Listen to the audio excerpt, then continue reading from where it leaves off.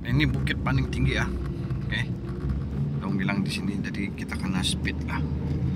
Sini ada berapa kali terkandas lah, ada juga macam 2 kali lah. Macam tu Fort sama Porton. Porton di sana bukit pertama. Itu engine tidak berpas steady. Kalau rajak dari bawah ini kereta tidak ada masalah.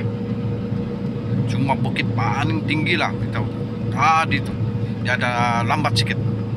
Sebab mungkin dia punya tu saya tidak main gear ataupun ATF panas.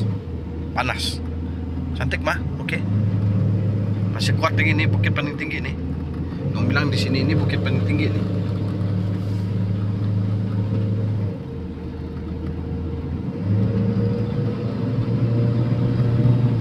Sebab tadi kan turun bawah.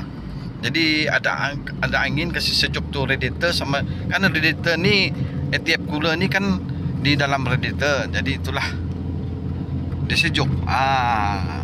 Itulah tukar gear dia cepat.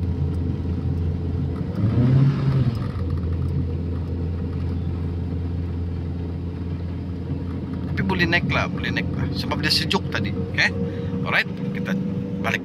Okay.